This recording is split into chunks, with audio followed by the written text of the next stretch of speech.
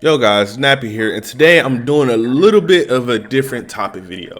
Yes, it's still going to be gaming. Yes, in the background you're going to be watching Final Fantasy 14. You're going to be watching me do a deep dungeon grind. You know, it is what it is. But today I want to talk about this luminous cloud that is circling around the gaming community, and that's being that gaming is a terrible place to be in right now. And so like, share, subscribe if you're new. This is going to be totally different from anything I've ever done. It's going to be quite lengthy. So yeah, let me get with the premise. The premise of this is just to explain to people why the outside world sees gaming the way they do. So mainly this stems from the Joe Rogan situation. And I kind of felt some way as a gamer, like as a legit I play video games to pass the time type person. So I'm going to be going over three main topics that is used against gamers to try and show and illustrate why we are terrible, why gaming is useless, why it's a waste of time. So if you have any ideas or if you have something you want to chime into, let me know, because I'm definitely willing to make videos following up with what my fan base, old or new, actually thinks. So yeah, let me pause the video and let's get started. Now, this first topic, I want to get this one out the way because this is the most noticeable one. This is the one that's most talked about within the gaming community, period. And this is the most that people from the outside point of view look at, and that's the gaming community as a whole. Now, I'm not going to be the one to sit here and say that every game has a beautiful and nice community. No, we do not. Far from. I am a part of the FGC, as well as I do play Final Fantasy 14. I can attest today specifically that Final Fantasy 14's community is not in the best place. There's a lot of elitism running around, and there's a lot of casualization running around, to the point that we have streamers who are hardcore raiders getting banned for something that they said, and the developer refuses to tell said streamer what is he getting banned for. So what do I mean by community? Every gaming community has its toxic counterpart. So for every good in League of Legends, it is flooded and overshadowed by those that are toxic. For every good that's in any fighting game, it is overshadowed and flooded by toxicity.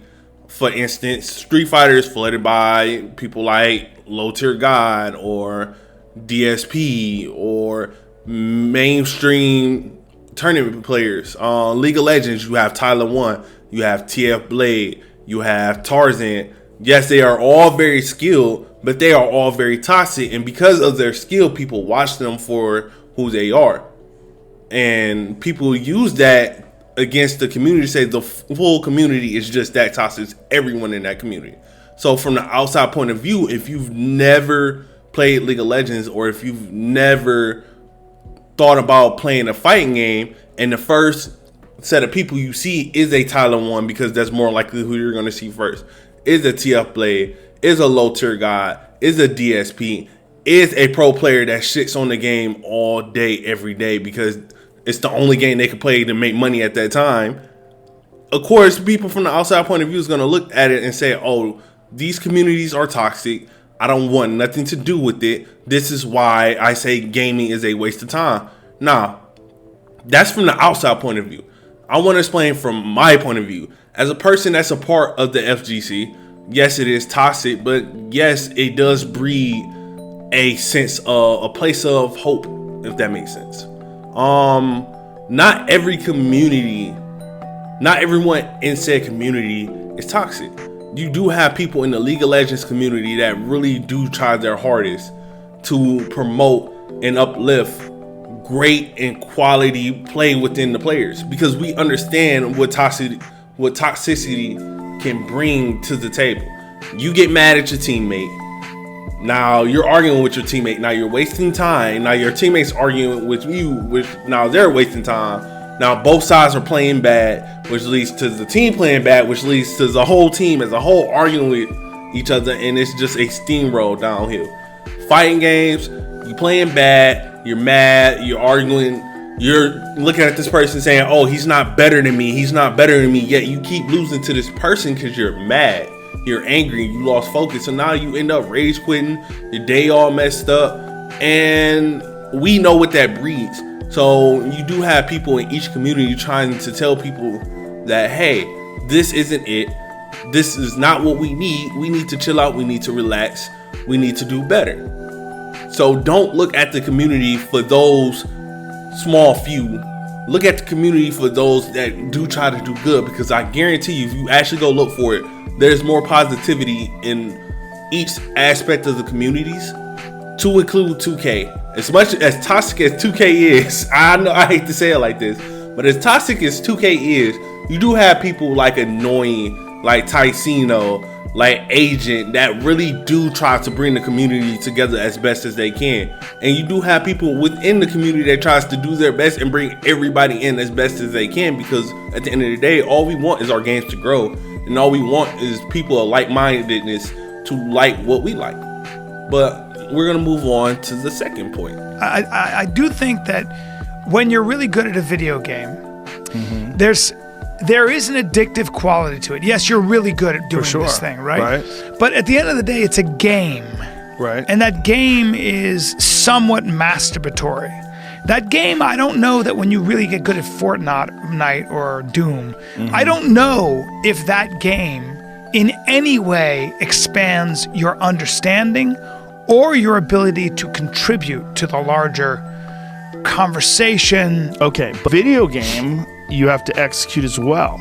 But it doesn't seem like you're doing it because you're not physically, you're just moving your hands around and moving a keyboard, and it doesn't seem like it's as skillful, but it is. Yeah, that's really... Now, do video games have addictive qualities? Yes. Do I think there are a lot of gamers that are addicted to video gaming? Yes. And where's this coming from? I once was a person that was super addicted to video gaming, that I didn't see anything else but video games. You know, you get older, life moves on, more things become important, trying to get a job, trying to get a relationship, trying to get a house, trying to do your thing.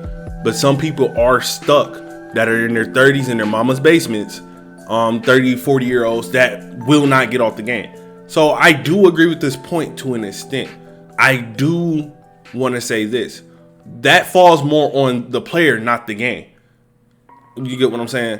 And if you are so addicted that you cannot see anything but a video game, that is I hate to say this, and people are going to take it as I'm being so mean, but the truth be told, that might be something mentally that you might want to talk to somebody about. How? How did they think that was okay to even put it in the game? I'm so sick of this fucking company. They're trash! Fix the game! It sucks playing the shit!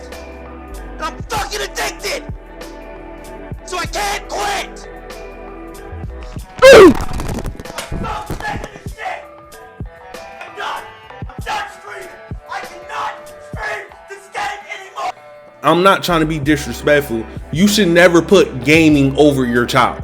You should never put gaming over your wife. You should never put gaming over somebody that's dying because you have a raid team.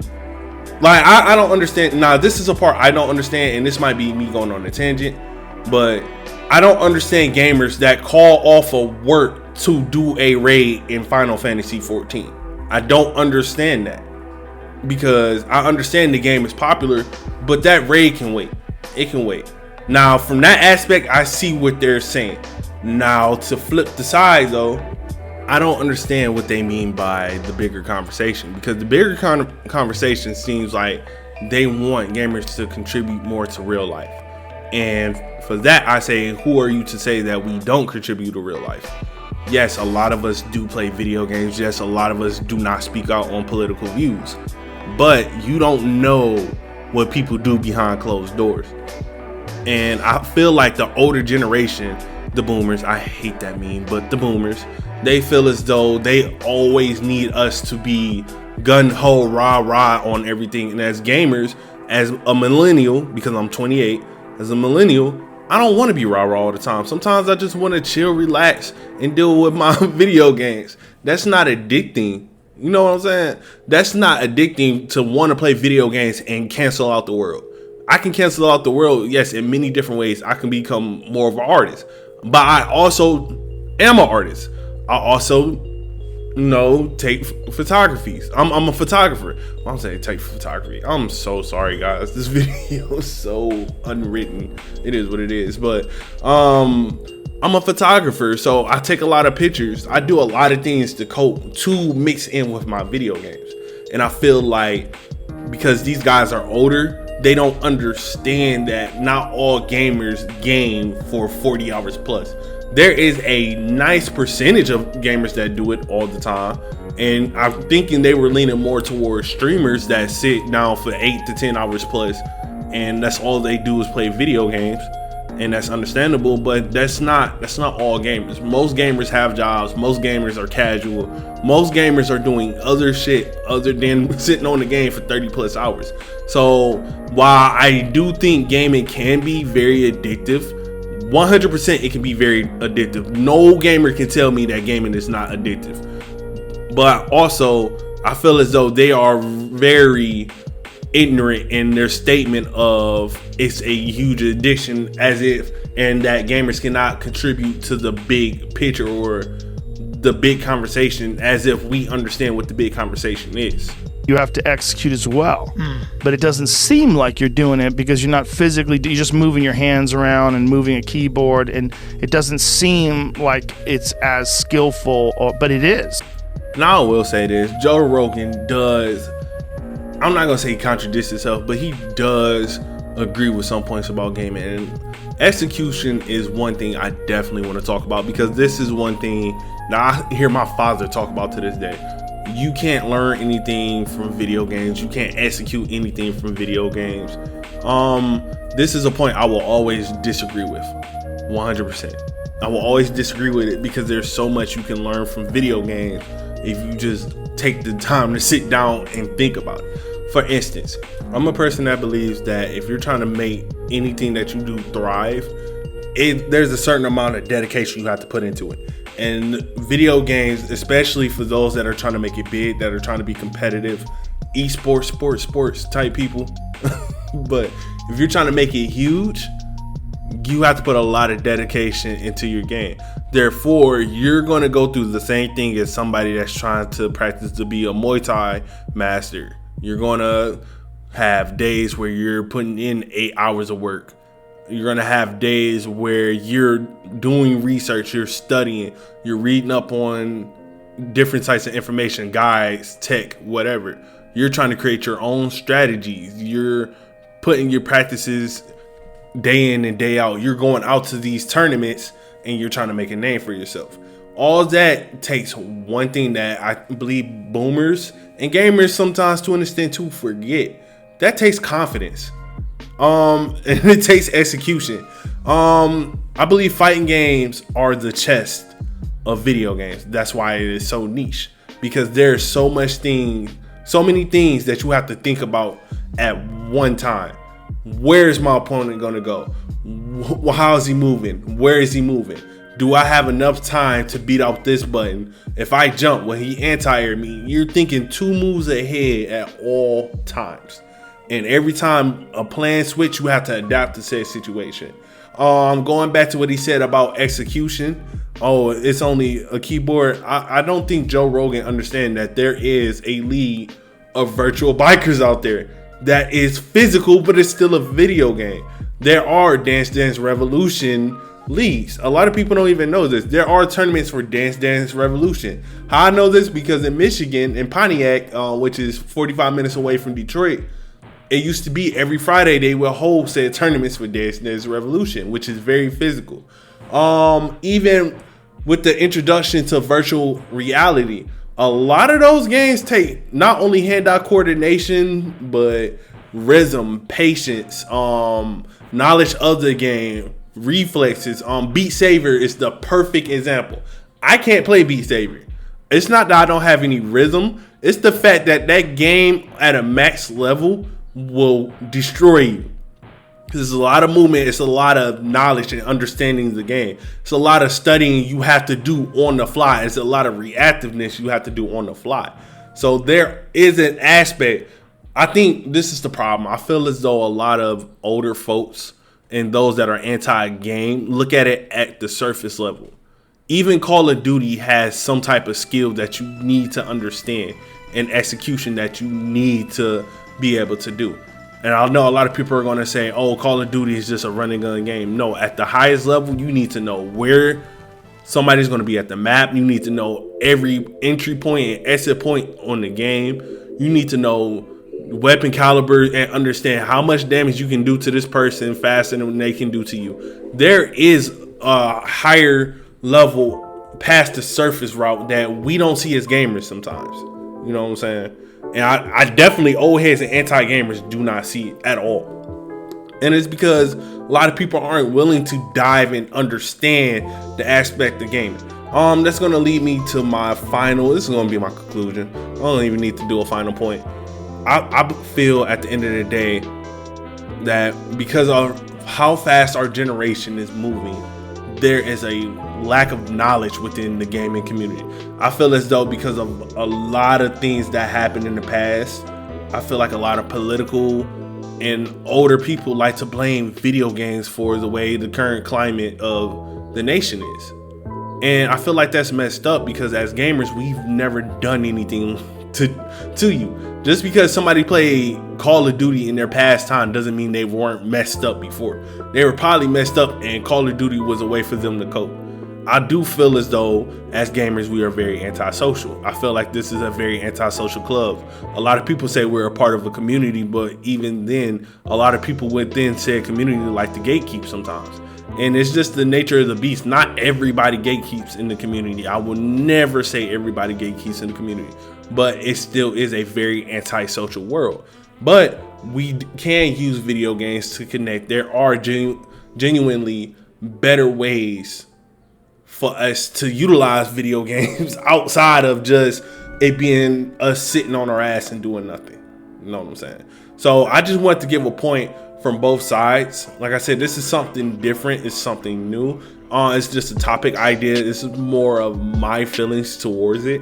I could do a full breakdown, actually write everything down and go into details, but that's kind of corny to me, bro. It's not corny to me. It's just I'm not doing a 30-minute video breaking down the history or something. So I'm not going to sit here and write everything down. Obviously I have notes, but you get what I'm saying. But like, share, subscribe if you like this video, and leave in the comments how you feel. If there is anything that I missed, if there's anything you want to talk about, the game that I'm playing is Final Fantasy 14. We are running a deep dungeon. I am grinding out astrology. But hey, I'm out. Peace.